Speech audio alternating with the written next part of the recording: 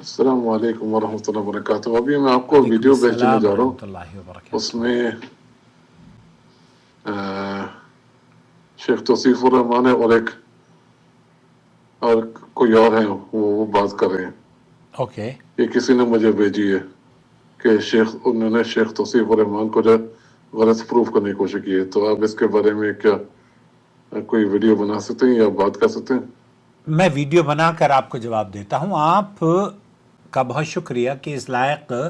اس channel کو آپ سمجھتے ہیں کہ آپ کے سوالوں کے جوابات وہ لے کر حاضر ہو جاتا ہے۔ جس طریقے سے ہم جد و جہد کرتے رہتے ہیں، روزانہ نئی چیز اور نیا قیمتی موتی نکال کر آپ کی خدمت میں علمی پیاس بجھانے کی کوشش کرتے رہتے ہیں، اسی طریقے سے آپ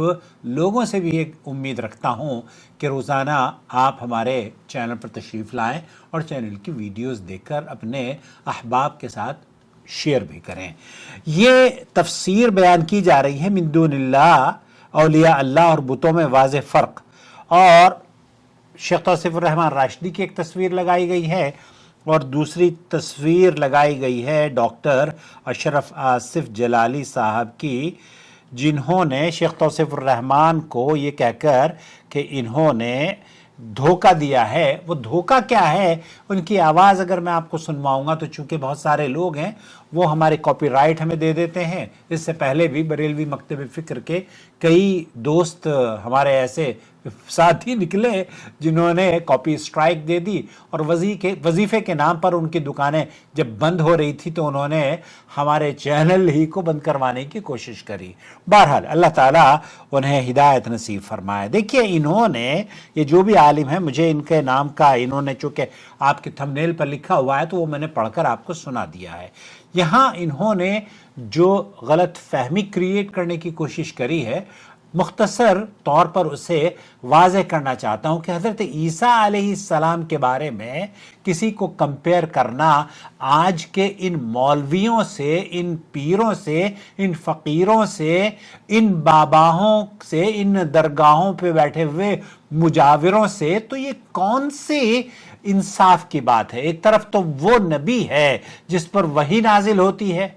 اور ایک طرف وہ بابا ہے جسے استنجا کیسے کیا جاتا ہے یا نماز کیسے پڑھی جاتی ہے، نمازیں ضائع کرتا رہتا ہے، لوگوں کے ساتھ بد اخلاقی سے پیش آتا ہے، اس کو آپ کمپیئر کر رہے ہیں اللہ کے اس رسول کے ساتھ جس کے بارے میں حضرت عیسیٰ علیہ السلام کے بارے میں آل عمران میں فرمایا وَرَسُولًا إِلَى بَنِي إِسرائیل، اس معزز اور مکرم اور بہت ہی علم اور فضیلت والی اس دور کی قوم کی طرف اللہ تعالیٰ نے حضرت عیسیٰ علیہ السلام کو بنی اسرائیل کی طرف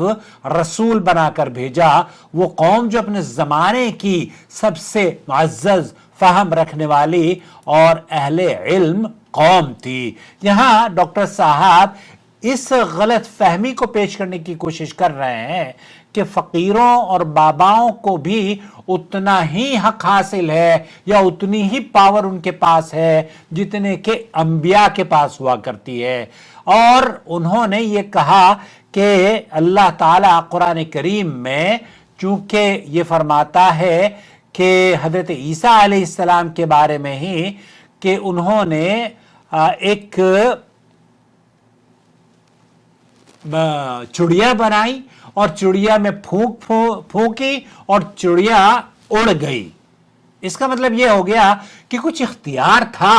اسی لیے تو اللہ رب العالمین نے ان سے اس کام کو انجام دلوایا۔ یہ غلط فہمی ہے، اور اس غلط فہمی کو اگر قرآن کریم کی آیت کا آپ ترجمہ ہی پڑھ لیں تو آپ کی سمجھ میں آ جائے گا۔ تو جو قرآن کریم کی آیت ہے وہ انی قد جئتکم بآیۃ من ربکم انی اخلق لکم من الطیر کہیئۃ الطیر فانفخ فیہ فیکون طیرا باذن اللہ، میں تمہارے پاس تمہارے رب کی نشانی لایا ہوں۔ یہ معجزہ تھا حضرت عیسیٰ علیہ السلام کا، ان باباؤں اور فقیروں کا اور یہ درگاہوں پر بیٹھے اور خانخواہوں کے ملاؤں کا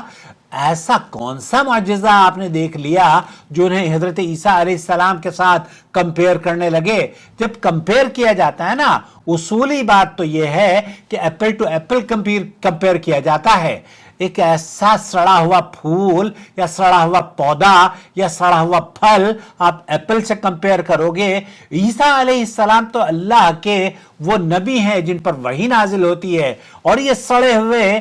بدبودار شرک میں لٹ پٹ لوگ، انہیں استنجا کرنا تک نہیں آتا، اور ان کی قبروں کے بعد اگر وہ 9-10 من مٹی کے نیچے ہوں تو کہا جاتا ہے کہ ان کی کرامات ڈبل ہو جاتی ہے، جیسے مفتی تقی عثمانی صاحب نے بھی کہا ان کے اپنے بھائی کے بارے میں۔ ہمارے ایک دوست ہیں امریکہ میں رہتے ہیں، وہ مجھے یہی پریشان کر رہے تھے کہ آپ نے مفتی تقی عثمانی صاحب، ارے بھائی یہ ان کا عقیدہ ہے دیوبندی اور بریلویوں کا۔ بہرحال خیر، تو یہاں اللہ تعالیٰ قرآن کریم میں یہ فرماتا ہے میں تمہارے پاس تمہارے رب کی نشانی لایا ہوں، میں تمہارے لیے مٹی سے پرندے کی شکل بناتا ہوں، پھر اس میں پھونک مارتا ہوں۔ تو وہ جب اللہ رب العالمین کا یہ حکم حضرت عیسیٰ قرآن کریم میں اللہ تعالیٰ نے نازل فرمایا نا، تو انہوں نے ایک لفظ ہے، ایک جملہ ہے جو ان کی پول کھول دیتا ہے، اور شیخ توصیف الرحمن راشدی جنہیں یہ وہابی کا دھوکہ کہہ رہے ہیں، اس کی حقیقت اور اس کا پیغام آپ کی سامنے واضح ہو جاتا ہے۔ شیخ توصیف نے کیا کہا کہ یہاں اللہ رب العالمین نے یہ فرمایا ہے بِإِذْنِ اللَّهِ۔ یہاں بِإِذْنِ اللَّهِ سے کیا مطلب ہے؟ اللہ کے حکم سے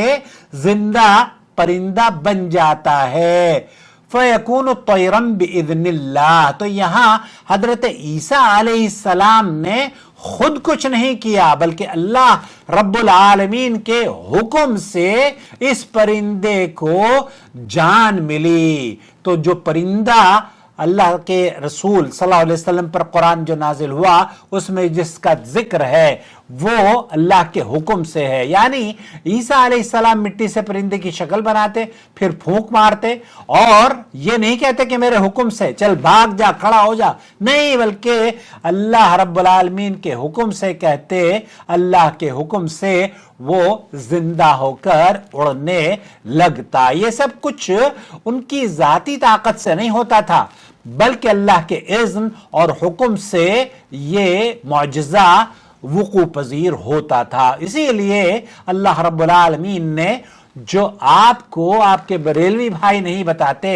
کہ بِإِذْنِ اللَّهِ، اللہ تعالیٰ نے، اب اللہ رب العالمین نے یا اللہ نے حکم دیا اور وہ جو پرندہ تھا وہ اڑ گیا، اور میں مادر ذات اندھے اور کوڑھی کو شفا دیتا ہوں، وَأُبْرِئُ الْأَكْمَحَ وَالْأَبْرَصَ وَأُحْيِي الْمَوْتَى بِإِذْنِ اللَّهِ۔ اور یہ بھی اللہ رب العالمین نے فرمایا کہ میں کوڑھی کو شفا بھی دیتا ہوں اور مردوں کو زندہ کرتا ہوں، اللہ کے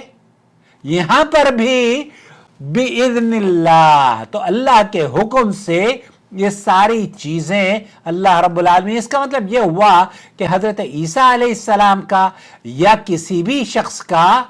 کوئی کمال نہیں تھا سوائے اللہ وحدہ لا شریک کے حکم کے۔ اللہ تعالیٰ نے مزید یہ فرمایا کہ ان فی ذلک لآیۃ لکم ان کنتم مؤمنین، بے شک اس میں تمہارے لیے بڑی نشانی ہے اگر تم اپنے ایمان والے، اور تم ایمان والے ہو، یعنی اگر انسان غور کرے تو اسے سمجھ میں آ جائے گا کہ زندگی دینے والا، شفا دینے والا، اور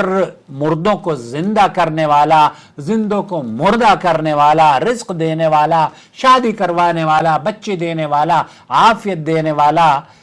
ہدایت دینے والا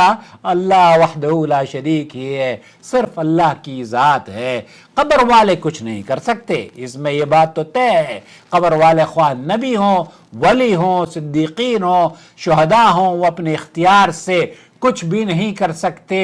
اور یہ والذین تدعون من دونہ لا یملکون من قطمیر، یہ شیخ توصیف الرحمن نے جب اس کو یہ قرآن کریم کی آیت پڑھ کر سنائی تو انہیں یہ جواب میں غلط مس گائیڈ کرتے ہوئے لوگوں کو قرآن کریم کی بِإِذْنِ اللہ کے لفظ کو، مطلب اس کو غیر شعوری طور پر ایسے پڑھا جا رہا ہے جیسے کہ اس کی کوئی حیثیت نہیں، حالانکہ یہی عقیدہ ہے کہ بِإِذْنِ اللہ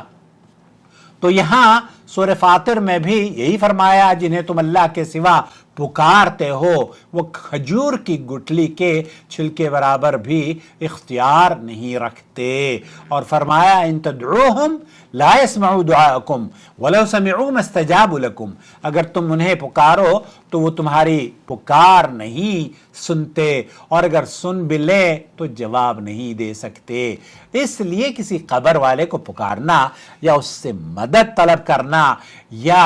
اس سے یہ امید رکھنا کہ وہ قبر سے نکل کے آپ کی مدد کے لیے دیوبند میں، بریلی میں، اجمیر میں، کلیر شریف میں، لاہور میں آپ کے پاس پہنچ جائے گا، یہ بیوقوفی ہے اور کچھ نہیں ہے۔ اس کا نام ہی وہ گمراہی ہے جو اسلام نہیں چاہتا کہ اللہ کے اس روئے زمین پر بسنے والے گمراہ ہوں۔ البتہ شیطان ضرور چاہتا ہے کہ آپ کو گمراہ کیا جائے۔ تو خلاصہ کلام یہ ہوا، حضرت عیسیٰ علیہ السلام کا معجزہ بِإِذْنِ اللہ سے تھا، ان کی ذاتی قدرت سے نہیں تھا۔ نمبر 1۔ نمبر 2، اصل طاقت، اختیار اور زندگی دینے والا صرف اللہ وحدہ لا شریک ہے۔ قبر والے خود کچھ نہیں کر سکتے، وہ تو خود کسی کے محتاج ہیں۔ قبر والے اگر کچھ کر سکتے تو جب ان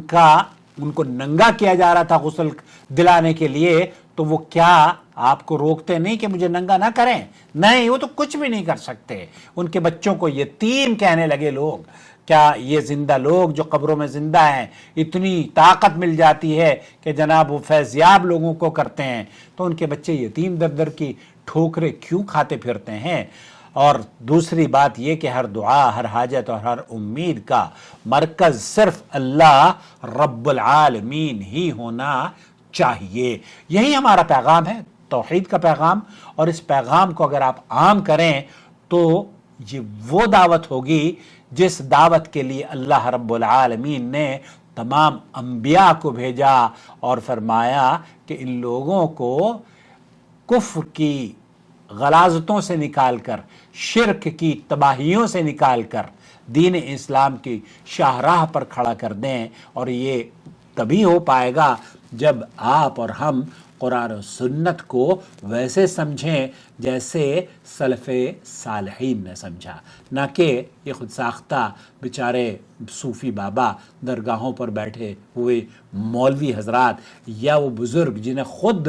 آپ بتائیے کہ چرس پیتے رہتے ہیں لیکن معجزے ہیں۔ بہرحال اللہ تعالیٰ انہیں عقل سلیم عطا فرمائے۔